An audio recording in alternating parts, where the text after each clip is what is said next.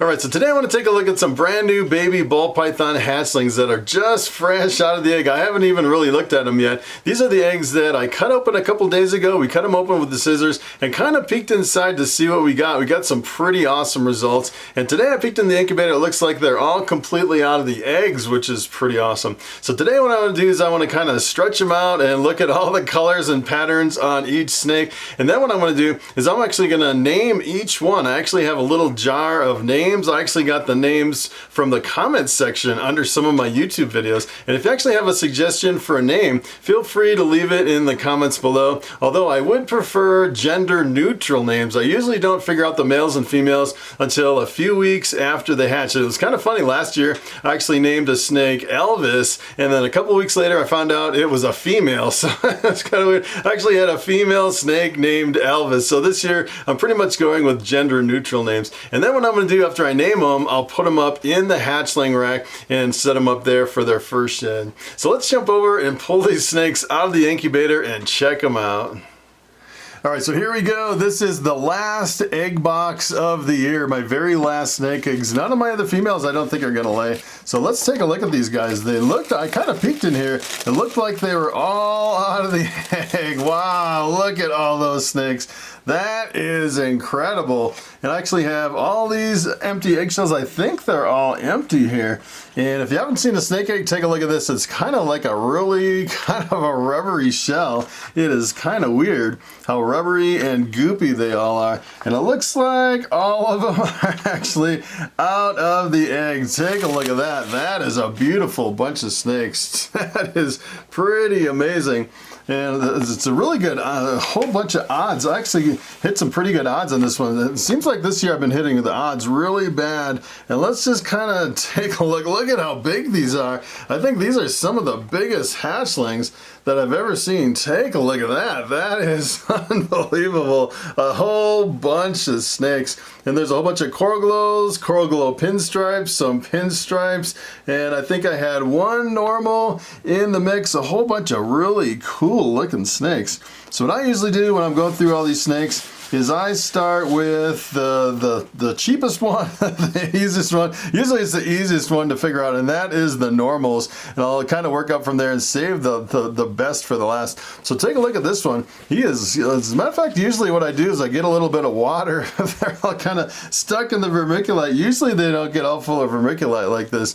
So this was actually pairing between my coral glow 100% het pied and a pinstripe. So these are all either coral glows or pinstripes or normal. Since that coral glow was 100% het pied, we can actually see on just the normals if this is het pied or not. So the odds are that this is 50% het pied. So there's a 50% chance that this carries one copy of the pied gene. And as far as I know, the only one you can tell 100% sure is, well, 100% well, there's markers on normals where you can get a pretty good idea. Some people wouldn't call it 100%, but if you actually turn it over and look at the belly, usually if you see tracks on the belly, take a look at that. Wow, this one is definitely 100% het pied based on the tracks. So essentially what it is it looks like someone took a Sharpie marker and put marks right on either side of the belly, right down at the bottom,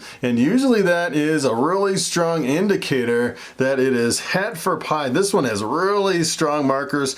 I can guarantee pretty much 100% that this one is het pied. Those are really strong markers, and sometimes they'll come up the belly too. And some genes you have to kind of be careful, because if you actually have an orange dream, I've actually seen orange dream with really strong markers pretty much up the whole snake, and that's just part of the orange dream gene, which can kind of trick you into thinking it's het pied. But this one, I would say, is definitely het pied, just a normal, really good looking normal.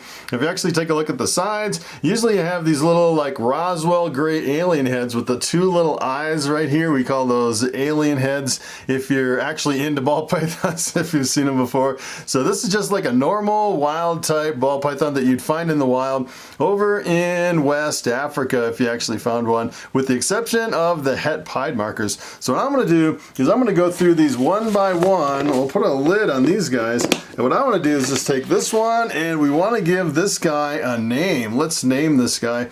I actually have my whole jar of names right here. I cut them out and put them in a little mason jar. It's like a quart mason jar.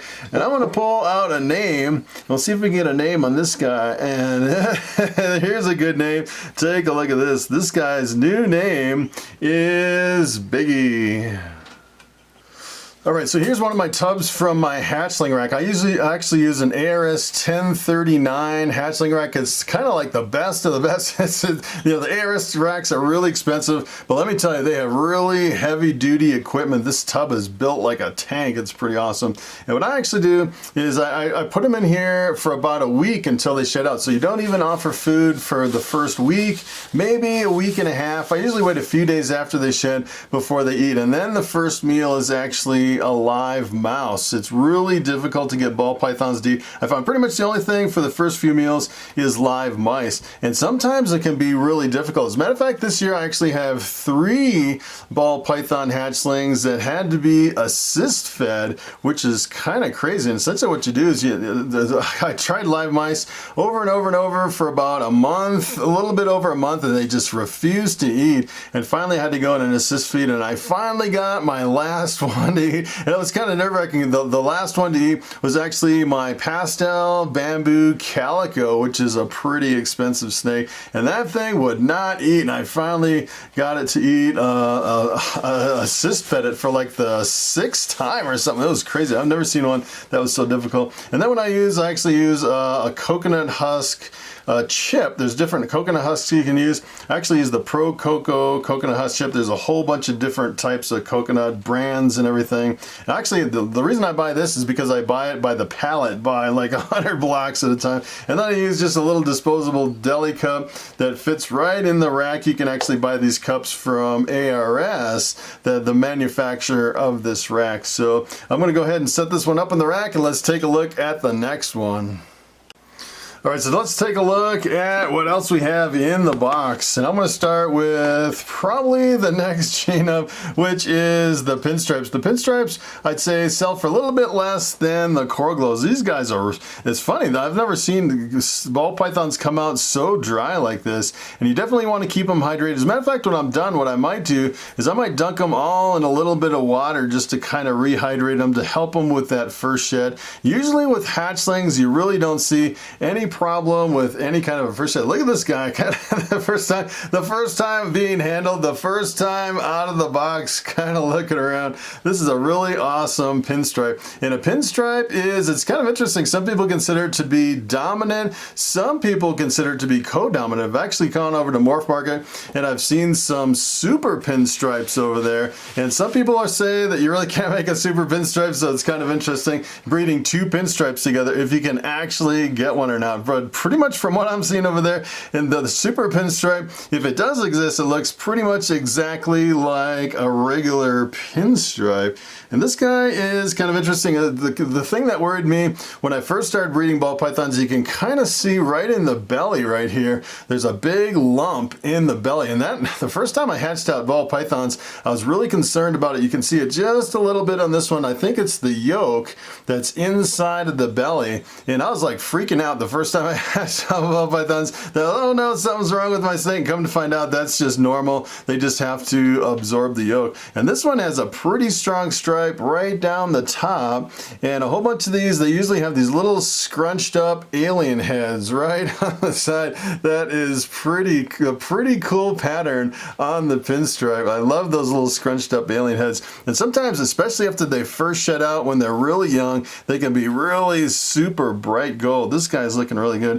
If you actually look at the belly on this one, you really can't see. It doesn't matter if it's head pied or not. I've pretty much in every pinstripe I've seen, you really can't see any het pied markers at all. You can just see tiny little flecks all over. I wish I could actually pick out the het pied markers. It'd be kind of interesting, but usually by the time I figure out they're het pied, they're actually sold and gone. And most of these I'm actually going to sell. As a matter of fact, I might keep 1, maybe 2 of the coral glow pinstripes. So what I'm going to do is I'm going to give this guy a name.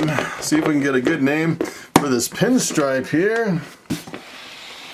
I'll get out my jar of names and we'll take a pick. Let's see what we can get for a good name on this guy. This is a good name. It reminds me of his belly pattern. This is a good name. This guy's new name is Pepper.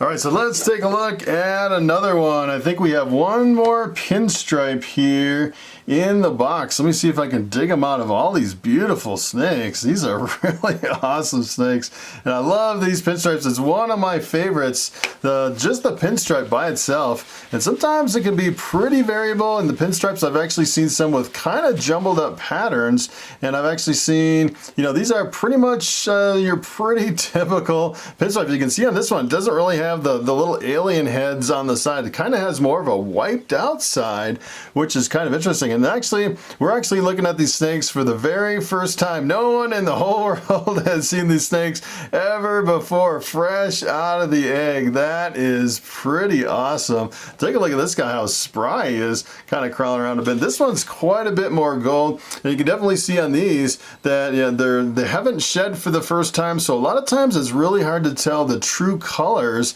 until they shed. And let me tell you, after they shed for the first time, they can be really brilliant, probably as bright as they'll be in their whole life after that first shed. I've actually seen some before they first shed, and they kind of trick you because you're trying to figure out what the genes are in them sometimes, and sometimes you just have to wait until they shed to really figure out the genes. But you know, with these pinstripes, it's pretty obvious. There's nothing else that's really in the mix. If we actually take a look at the belly on this one, the belly is pretty much the same on this one. As a matter of fact, on the other one, it looked like it was a little bit more speckled. It'd be interesting to see if we could actually compare all the bellies on the pinstripes and see if we can figure out the het pied. So this one is a pinstripe 50% het pied. Pretty awesome snake.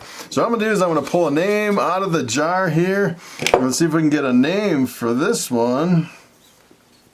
All right, here's a good name. This one is this new name for the brand new baby snake. This one's named Ginkgo. All right.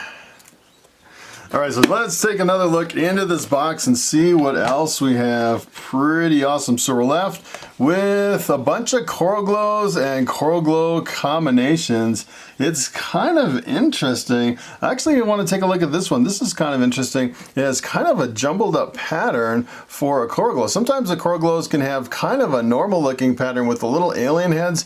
This one's pretty jumbled up. And you know what the weird thing is I actually bred that Coral Glow to one of my normals, and I popped out my Dinker, which is a really crazy looking normal. I'm thinking maybe this Coral Glow has something in it, but every time I produce a normal from that Coral Glow, it doesn't look like I produce anything unusual. All the normals kind of come out looking normal. So I'm thinking maybe there's not something in the Coral Glow. I don't know. I don't know where that Dinker came from, but it definitely came from either this or that normal that I bred it to, which is kind of interesting. This guy looks pretty dry. As a matter of fact, when I'm putting them in the little boxes, in the little trays for the hatchling rack, I actually have been dipping them halfway into the water so they know where the water is. They can kind of hydrate themselves. And this one, it's kind of interesting if you look at the sides, and these Coral Glows can really change as they age and mature. Usually they have a lot of this peach color and then some like a lavender color in the background, and they lose all the lavender and the orange, and they pretty much turn into like a two-tone yellow, and they develop all these little freckles. They completely change into a completely different looking snake. And the Coral Glow that these came from is a male maker, so I can always guarantee all these Coral Glows in this box are all going to be males, which is kind of a weird thing with the Coral Glow. Some people think the Coral Glows are the same thing as the bananas, if you're not familiar with the Coral Glows or the bananas. It's a really interesting gene, kind of unlike any other gene in ball pythons. And the Coral Glows pretty much always have just a regular belly. You can kind of see on this one right there, the little navel spot. That's no problem at all. They have kind of a little slit right there and kind of a wide spot right on the bottom of the snake. Really good looking snake. So what I want to do is I want to pick a name for this one. I don't know where you guys got these names from. they're probably like from movies or cartoons or something. And I'm not really up on all my, you know, the movies. I don't watch much TV. Don't watch any cartoons at all. All right, here's a good name. This one's name is Gingy. All right, let's take a look at these other coral glows in here. It's kind of interesting. I was kind of comparing these two. This one seems a lot lighter than this one does. It's kind of interesting how different they are from one to the other. Maybe it's just lighting. I don't know. This one seems a lot more washed out. If there's no pastel in the mix, I would say if there's pastel, this one can have it, but no pastel at all. No other genes that I know of other than just the coral glow and the pinstripe, which is kind of interesting. So take a look at this one, how orange it is, really super orange, which is kind of crazy. And the weird thing about this line of coral glow is when I bought these coral glows on the internet, I actually bought the first one over on Morphmarket, and I picked out the brightest, most colorful coral glow hatchling that I could find over there. And once these shit out, they're really super bright and really beautiful. And then about 6 months later, they completely change into a two-tone yellow snake with a whole bunch of freckles on them. But I'd say as far as all the bananas and the coral glows, these are probably the brightest. I've actually brought them to reptile shows and looked at other people's coral glows and bananas, and these are way more brighter than everyone else's for the first month or two until they transform. Then after they transform, they pretty much look like everybody else's coral glows, which is kind of interesting. I got one guy trying to get away here out of the egg box. All right, so what I'm gonna do is I'm gonna pick a name for this guy. Well, I know it's a male, but I have pretty much all gender neutral names here. This is a good name for this one. This guy's new name for a brand new hatchling, his name is Pluto. All right, so it looks like we're down to 3 snakes, 3 coral glow combos. Take a look at this. So I'll start with this one. This one's just a straight coral glow, no other genes in the mix. Really good looking snake. Take a look at that beauty, really awesome. And kind of the weird thing about the het pied is if you actually take a look at the belly markers on these coral glows or the pinstripes, you really can't see anything as far as the tracks on the bottom of the belly. It's completely clear on pretty much all other genes except the normals. But I have seen in some het pieds where it'll actually jumble up the pattern in some cases, especially on normals. I've seen normal het pieds where they'll have a really jumbled up pattern. And one year I was actually, selling these at a reptile show, and they're like, I want a het pied and I want a higher chance that it could be het pied. And one of the things that I thought about is that on these coral glows, it could possibly have more of a jumbled up pattern if it's possibly het pied. So if you actually take a look on this one, it has all these little alien heads on the side. Kind of looks like a normal, like the 2 little eyes, almost like little ghosts here on the side. And that's pretty much the same pattern you see in a normal ball python with those little alien heads on the sides. And usually if it's, if it's not jumbled up like that, I would say this one probably it has a lower probability that it's not het pied. If it's a little bit more jumbled up, maybe that's where the jumbled up patterns coming from the influence of the het pied, but you never really know for sure. And these, they're all males, so this guy is, even though I'm using a gender neutral name on this one, he's probably definitely a male. I've actually heard that like 1 out of 100 chance you can actually get a female, which is interesting. I've yet to produce a female coral glow from my male maker, which is kind of crazy. This is I think it's the 3rd or 4th year I've actually bred that guy to a whole bunch of snakes. So the new name for this one, this new name is Pixie. All right, so here we go, 2 snakes left. These are actually coral glow pinstripes. It contains the coral glow and the pinstripe. These are probably males, 50% het pied. This is the crown jewel. This is actually what I was trying to make. I actually made one of these one year and I sold it and I was like, oh, I should have kept that snake. So I thought, all right, if someone wants to buy it, I'll sell it and then I'll just make another one. So I actually got 2 this time, which is really awesome. So what I'm gonna do is I'll probably hold back at least one of these, maybe both, to see if I can prove out the het pied on one or the other since they're males. What I could do is I could hold them back until they're big enough to breed them to another het pied or a visual pied, and if they prove out, then I'll sell the other one and just keep one back as a breeder and grow one up. Or I could just sell one and just, I could actually breed this to a pied and reproduce it and get more of the exact same thing where it should be 100% het pied. So there's a lot of things I can actually do do with this. So it's kind of interesting when I'm breeding snakes, I'll actually pair up my pinstripe and my coral glow together to produce something like this, and I'll probably never do that pairing again because I actually produced this, and this will actually could possibly replace both the coral glow and the pinstripe. Of course, the pinstripe's a female, which is, it's always good to have more females because you can produce more eggs. But I'm getting to the point where I have so many snakes, I'm gonna have to start unloading. Probably here in the next couple years, I'll probably unload some of my normals and my pinstripes and my lemon blasts and all the stuff that I'm holding back, my desert ghosts and all that stuff. I'll probably, replace and keep upgrading my collection and probably keep it kind of small. Kind of the interesting thing on this one, it almost looks like it has a scaleless head. And kind of the interesting thing about the scaleless head is you can actually, it would be interesting if there was a scaleless head in here. Usually in the last scale right before the vent, if you can actually see the last scale right there, it's actually a single scale, which means it's not a scaleless head. If it's a scaleless head, it's usually split in two. Looks really awesome. If you look at the belly, the bellies on these are really clear, really can't see anything on the bellies. Has a kind of an interesting pattern on the side, and if you actually look at the kind of the jumbled up pattern from the head pied, if you're kind of thinking that way, I'm thinking maybe this isn't head pied because you can kind of see a little alien head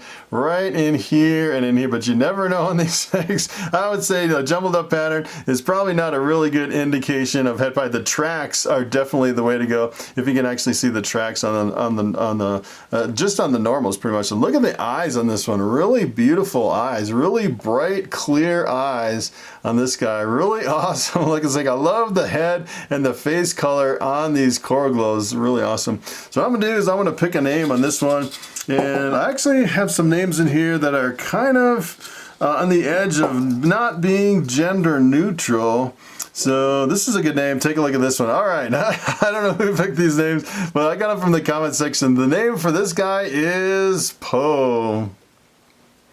All right, so here is the last one. Save the best for last. Take a look at this guy. And look at how super dry this is. I've never seen snakes coming out of the egg so dry. It almost looks like an old man dry. Look at that. That is kind of crazy. I've actually been soaking like most of the body in the water bowl when I put them in the hatchling rack to kind of hydrate them. That is kind of crazy. I don't think it'll really hurt them unless they actually try to shed with, that dry of a skin. You definitely want to hydrate them before they go through their first shed. And kind of the interesting thing in this one is if you actually take a look at the pattern, it's really a lot more jumbled up than the last one. Pretty jumbled up on the side. You can see it really breaks up kind of the little scrunched together alien head. So if I was a betting man, I'd probably bet that this one would be the one that is 50%, probably 100% head pied just based on the scrambled up pattern. So probably what I'll do is if I was to keep one out of the whole clutch, it would probably be this one,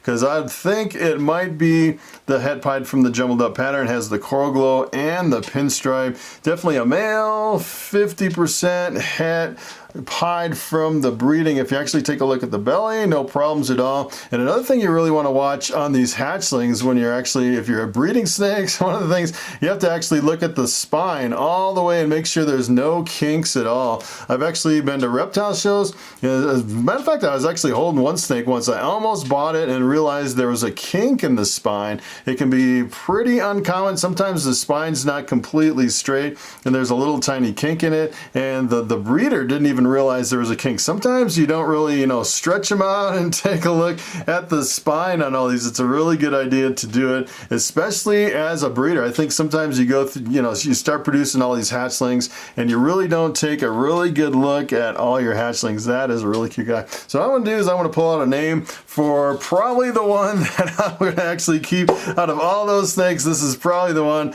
that I'm going to hold back. A really cute looking snake. Really awesome.